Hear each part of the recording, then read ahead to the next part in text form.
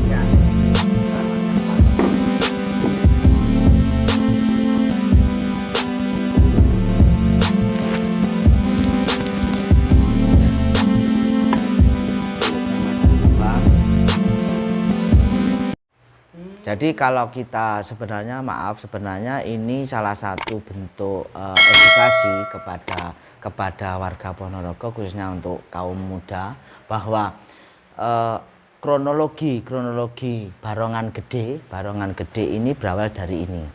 Nah, ini Barongan ini putran atau duplikat tahun 1900. Karena pada waktu itu salah satu residen Belanda yang berada di Ponorogo membawa salah satu barongan Ponorogo. Barongan Ponorogo ini kemudian dibawa ke negeri Belanda dan akhirnya berada di Museum Leiden. Nah, di Leiden. Nah, ini proses dari barongan ini berawal dari barongan Plok. Barongan Plok. Nah, setelah dari barongan Plok ini kemudian muncul Plok Cakot. Karena kenapa? Kalau cuman Plok ini untuk pemain barongan atau pembarong ini tidak bisa ukel.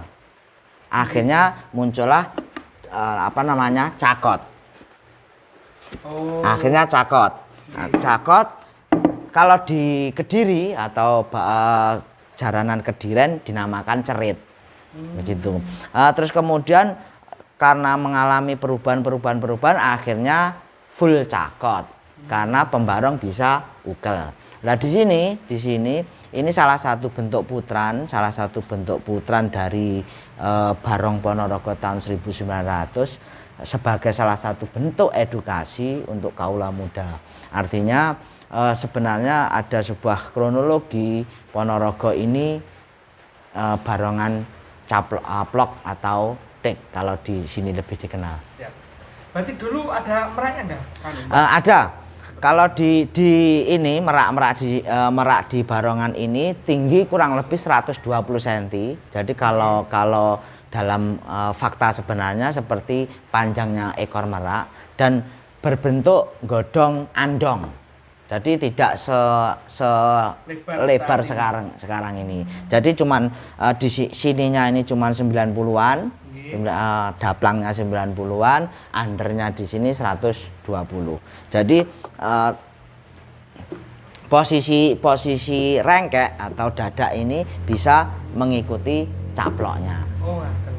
Dan sampai hari ini di Kediri, daerah Kediri, Ngronggo, daerah Mojo dan sebagainya masih melestarikan barongan cap seperti itu. Namanya gini Riok? Namanya juga Riok. Tapi bukan Ponorogo gitu? Bukan. Riok Kediri? Nggih, Riok Kediren. Kediren, nggih. Terus mungkin bisa disampaikan Pak, itu tahapannya ini kan 1900. Ya. Terus mungkin berubahnya yang setelah itu tahun berapa? Jadi kalau secara secara kronologi tahun tidak bisa dijelaskan secara detail. Karena kenapa? Pertama blok ini tahun 1900, kemudian 1993 juga sudah ada yang pakai cakot. Jadi perubahan ini tidak bisa secara literasi tidak bisa diketahui kapan mulai setelah caplok ada cakotnya kemudian sampai hari ini. Jadi ini muncul akhirnya seiring dengan lokal jenis atau masyarakat si pendukungnya, masyarakat pemakainya. Tergantung dari masyarakat. Perkembangan itu. Seperti halnya barongan ini, barongan dari kecil akhirnya semakin gede. Nggih. Nggih. Berarti itu nanti juga mungkin ada mengalami perubahan yang besar juga nih. Kalau ini sudah mengalami sampai besar sekali Mas, sampai 90 sampai 120. Tinggi under ini bisa sampai ini kan reok lawasan. Nah, ini sampai 90 sampai 120 juga. Dan sampai hari ini juga mengalami perubahan itu. Lah, terus kemudian untuk rambut ya. Untuk rambutnya ini kalau sekarang kan seperti di konde itu. Jadi bulat dibuat simetris. Kalau mungkin masyarakat lama lebih seneng rambutnya seperti ini. Nggih. Terus ini yang lama kok nggak ada rambutnya, Pak?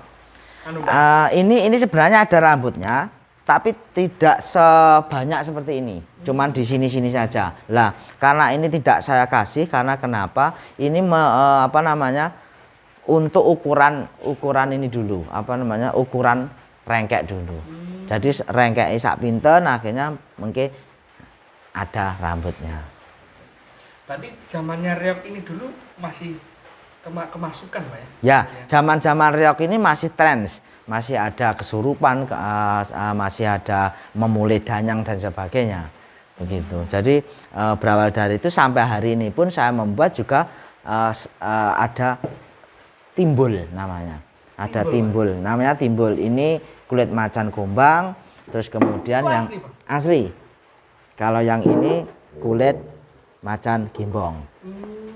Jadi harus ada kalau masyarakat Jawa secara spiritual ini harus ada timbul. Jadi untuk mengangkat atau mengangkat atau mencoba untuk mengeluarkan ruh dari sang macan. Biar rohnya masuk pada yang pakai yang memakai atau pemainnya. Tapi di Ponorogo nggak ada ya? Belum ada. Dan ini alhamdulillah ini limited edition, ini satu-satunya di sini. Di Indonesia? Kalau di Indonesia mungkin beberapa ada. Kalau Kediri wonten. Tapi tidak seperti ini. Bentuknya tidak seperti ini. Jadi ini murni yang seperti di Belanda nih. Ini putran atau duplikat. Gitu. Terus dia bisa dapat dari Belanda berapa, Pak? Secara singkat, Pak. Jadi begini, saya mempunyai grup studi dari teman-teman sejarah dari teman-teman Belanda. Jadi pada saat saya ini mentok bahwa sebenarnya reok itu bagaimana. Ada salah satu bernama Mr. Berg itu dari Belanda. Ya, dari Belanda Leiden. Ini ada di museum begitu. Dengan bahasa Belandanya ini tolong saya diukurkan begitu. Akhirnya ada ukuran ini panjang sekian senti, tinggi sekian senti dan ada fotonya. Nah, di Belanda itu tidak memakai kulit. Tidak memakai kulit macan, tapi full dilukis.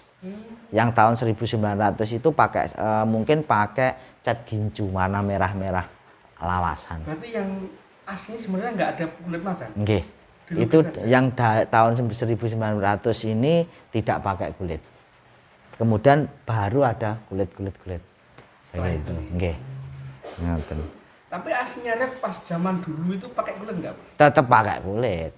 tetap pakai Yang kulit. zaman Leno Sawandono, Nggih. Patih Bujanggano. Nggih, itu tetap pakai kulit. Tapi kulit asli Nggih, macan. Mas. asli macan. Gitu. Kalau ini yang aslinya di Leiden tidak Tidak pakai tapi kulit. dilukis. Ya, dilukis. Kira-kira kenapa? Apakah memang desa kulit harimau itu dilindungi atau memang aslinya seperti itu? Mungkin ini karena pengrajinnya, Mas. Artinya pada waktu itu mungkin si Nyon Sewu residen itu tidak tahu, atau mungkin karena ini barang seni akhirnya dibawa. Padahal itu tidak seperti umumnya di Ponorogo. Begitu, atau mungkin ada spesialan, spesifikasi khusus bahwa oh itu tidak ada kulit, saya bawa saja, ya kita tidak tahu, kan begitu. Betul Pak, secara sejarah Riok ini kan zamannya Patih Leno Sawandono, Nggih. Patih Bujanggano. Itu kalau Masehi tahun berapa, Pak? Jadi begini, kalau kita bicara tentang Klono Sewandono, Mas, Klono Sewandono ini salah satu bentuk mitos, legenda, lebih cenderung ke legenda. Karena dalam kesejarahan mboten wonten. Tapi kalau kita merujuk beberapa prasasti bahwa Klono Sewandono dan Patih Bujanggano Anom itu ada beberapa versi. Pertama, Klono Sewandono sebagai Airlangga dan patihnya adalah Narotomo. Oh, ngaten. Dan tak ada lagi dalam Negara Kertagama diceritakan bahwa Sri Garasakan, Raja Bagus Muda yang notabene menyukai anak laki-laki atau bocah bagus. Ini di dalam Negara Kertagama diceritakan juga bahwa Sri Garasakan ini sebagai Klono Sewandono. Jadi Begitu. secara Masehi nggak ada, Pak. Kalau Masehi ini tahun 1000-an toh, Mas. Wong ini zaman Dawa Jenggala. Zaman Kahuripan, maaf. Nah, Kahuripan lagi. Tahun Maksudnya 1000 ya. kerajaannya Ya. nih. Kalau zaman itu kan tahun 1000-an. Kalau Singosari Masehi. ya, Masehi. Kalau Singosari kan sudah 1200-an kan begitu. Padahal ini zaman Kahuripan. Ngoten. Di tahun 1000 Masehi. Nggih. Ngoten niku. Kan ada istilahnya, kalau itu memang ada sejarahnya, berarti barongan yang dibawa Belanda itu kan juga sudah mengalami perubahan juga. Nggih, mengalami perubahan. Dan beberapa minggu yang lalu ini ditemukan juga sebuah arca di Kediri. Ini dinamakan Mbah Pentul. Mbah Pentul. Dan bentuk dari arca itu persis seperti ini, Mas. Jadi Di zaman Kahuripan. kemungkinan zaman Kedirian, artinya itu bisa zaman Daha atau Jenggala. Karena Kediri terbagi menjadi dua. Ngoten. Seperti halnya cerita Nyon Sewu Dewi Sangga Langit, kalau dalam naskah itu dia Sanggrama Wijaya atau Kili Suci, seorang perempuan yang kedi. Kalau kita komparasikan sejarah Ponorogo dengan sejarah Kediri, itu ada komparasi. Karena kenapa? Kediri seorang perempuan yang tidak menstruasi, kan begitu, suci, kan begitu. Kalau dalam konteks ini taruhlah Airlangga dengan Narotomo dengan Sanggrama Wijaya kan dekat. Nggih. Kan ngaten niku. Oke, Pak. Terakhir, ini kan tadi membangkitkan ruh macan. Nggih. Ada dua kulit gimbong sama kulit yang ada. Itu nanti apa? Ketika pakai ada semangat atau bagaimana kira-kira? Jadi begini, Artinya, ada sebuah apa namanya, ada sebuah imajinasi, ada sebuah apa namanya kepercayaan secara esoteri maksud saya, bahwa dengan adanya timbul ini yang pemakai ini akan mengeluarkan awatak kumbang atau awatak gimbong. Oh. Jadi roh yang dia ambil ini yang mana, kan begitu. Kalau awatak gimbong dia lebih kalem tapi sangat berwibawa, kan begitu. Kalau awatak kumbang itu lebih agresif. Jadi dari ini biasanya si pemain ini sudah kalau dalam konteks Jawa namanya jawab. Aku pengen roh seperti ini. Saya pengen dengan menari dengan ruh seperti ini. Ini sudah menjadi ada keterikatan. Nggih. Terakhir kali. Nggih. Ini kan Jawa ada barongan seperti ini. Nggih. Di Cina ada barongsai. Nggih. Kira-kira duluan mana Pak? Barongsai atau barongan seperti ini? Jadi gini Mas, kalau kita merujuk ke kebudayaan, Cina itu kebudayaan lebih tua. Lebih tua. Tapi kalau kita menceritakan tentang manusia purba, Ponorogo lebih tua karena ada Sampung. Ini bisa dibuktikan secara historiografi bahwa dengan ditemukan ada beberapa manusia purba yang ternyata lebih tua dari Cina. Tapi kalau kebudayaan Cina lebih tua karena berawal dari itu hampir 80% kebudayaan itu pasti ada akulturasi dari Cina. Tapi kan sana ular Pak ya, barongsai itu kan naga. Nggih. Nah, kalau kita bicara fakta Pak, naga dengan harimau menang jauh Pak kalau diadu. Ya, jadi gini, itu kan hewan mitologi Mas. Mitologi. Nah, jadi kalau kan di ada filosofinya ya, artinya. kalau di Jawa hewan mitologi 1 simo, macan, Oke. 2 ulo. Nah, ularnya di Jawa dengan naganya di Cina berbeda. Jadi kalau naga Tapi di Cina, budayanya apa Pak kalau di Jawa ulo? ulo itu dewa Anantaboga, dewa bumi. Enggak, sekarang budayanya plok itu Pak ya? Plok, ya plok. Kediren itu ploknya tidak macan Mas, tapi ploknya naga utawa ulo Jawa. Bisa dibuktikan beberapa candi di Jawa Timur ada pintu masuk di bawah Kalamakara, pegangan pintu candi beberapa di Jawa Timur itu naga, tapi naga Jawa, naga yang bermahkota kan ngoten. Lah inilah implikasi dari tek di Kediri. Satu hal orang Kediri akan bicara bahwa tek ini berawal dari Ponorogo, dari Wilis. Karena kenapa? Ini cerita tentang Baru Klinding. Berawal dari itu, kenapa kok tek pakai naga? Karena 2-3 tahun yang lalu sebelum pandemi, saya pernah rembuk budaya dengan tokoh-tokoh jaran di sana, jaranan di Kediri. Ngoten. Apalagi Pak? Tadi kan 2, ulo. Simo, ulo, kidang, gajah, terus kemudian canruko, kodok. Kodok ini apa budayanya? Nah, kodok ini nyun sewu, ini lebih cenderung ke petani. Karena dengan adanya kodok ngorek maka hujan turun. Tapi wujud budayanya? Kalau wujud budayanya mboten wonten, cuman hewan mitologinya kan wonten. Terus kemudian Mimi dan Mintuno, Yuyu. Itu hewan-hewan mitologi.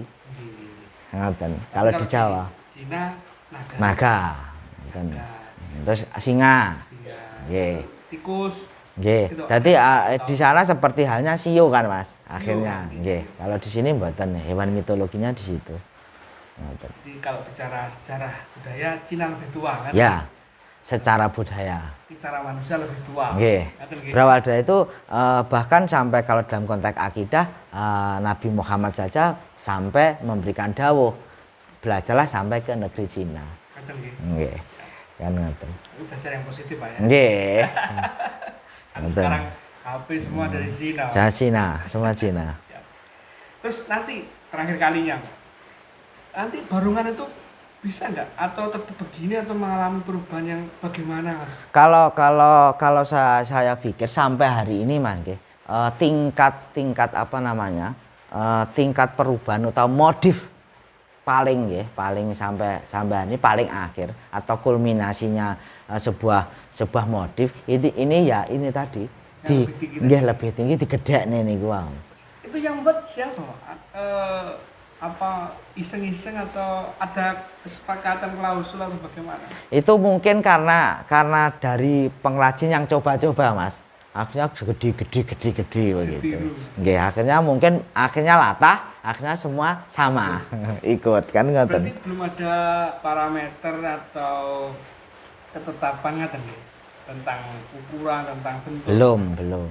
Tapi kalau nyun sewu, kalau saya merujuk dari beberapa sesepuh yang pernah saya belajar nggih, kados nyun sewu, kados Wargi Mbah Molok, itu bercerita bahwa barongan itu tampak gede dari depan, tipis ke samping.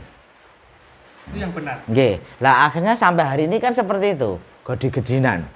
Ngoten. Tipis dari samping. Tapi tetap tipis kan ngoten. Ngoten niku. Oke. Terus nanti tentang ini, Mbak, kulit macan itu kan dilindungi. Nggih. Nanti bagaimana, Mbak, kalau produksi terus? Apakah menggunakan ini sebenarnya kulit apa, Mbak, yang menyerupai? Ini corek, Mas. Dua ini corek. Ini jadi andungan. Andungan itu sapi pedet, artinya sapi kecil. Jadi ini corek juga. Ini dulu kulit macan, ya, kulit macan akhirnya saya lepas ganti kulit corek ini. Ini semua kulit corek. Kalau rambutnya? Rambutnya asli gubat dari sapi. Buntut sapi. Nggih, buntut sapi. Mboten, ini sapi putih, memang sapi putih. Begitu nggih. Kalau ini corek. Kalau orang-orang pengrajin di sini ini mengatakan corek. Jadi kulit corek gitu. Terus ini kan bicara ini, Pak, bentuk mulut. Ini kan hampir datar. Nggih. Nah, itu melengkung ke atas gitu. Seperti orang cemberut gitu, Pak. Ya. Kenapa enggak seperti orang tersenyum?